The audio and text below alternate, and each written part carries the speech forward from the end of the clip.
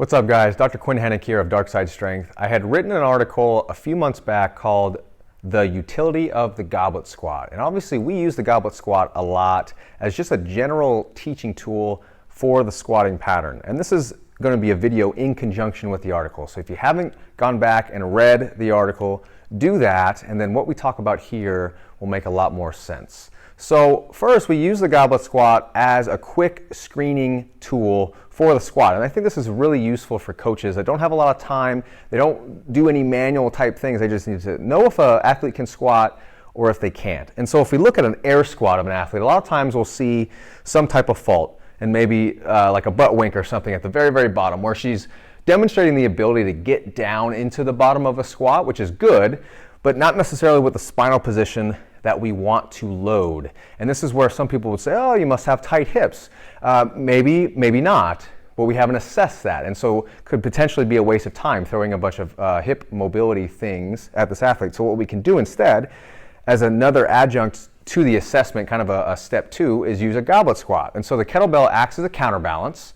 It allows the athlete to keep their hips underneath them. And if there's a difference between the goblet squat and the air squat, then you can kind of surmise that the athlete has the potential, they have the mobility to squat. We just need to work on some patterning, get their abs and their pelvic floor and the diaphragm to be able to create that counterbalance. But she showed the mobility potential to squat. And so we use the goblet squat as an assessment tool. We also use it as a teaching tool. And so if you pick up the bell again, it creates an environment in which the athlete can be very experimental in regards to their squat, because they don't have to worry about falling backwards on their butt. And so we can work on things like going wider with the feet and squatting, experimenting with toes out, feet straight. So just various positions of the squat. And again, the bell acts as that external support, and so we can really find what's most comfortable for the athlete. We can also use it to teach the overhead squat. So get down into a squat position, the bell in front of you, and then transition to one hand and go overhead like we will work on in a snatch. And so the bell acts as that counterbalance. It allows her to sit at the deep position of a bottom of a squat, but also work on overhead mechanics.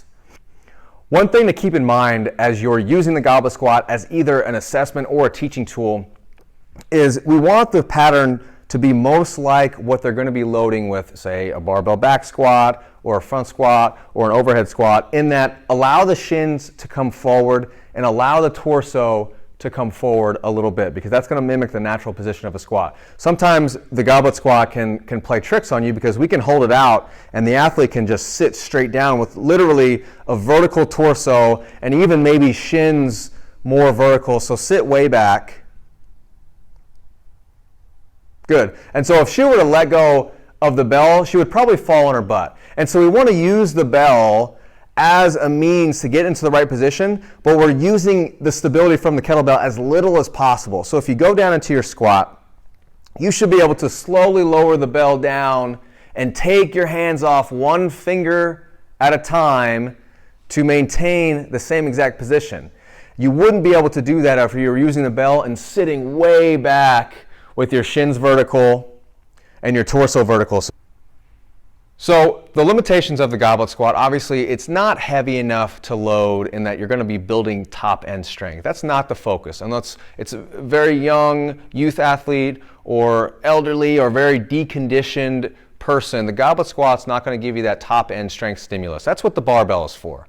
As we said, it's a teaching tool. So you can use it in between your warm-up sets, you can use it before, you can use it after to pattern that movement.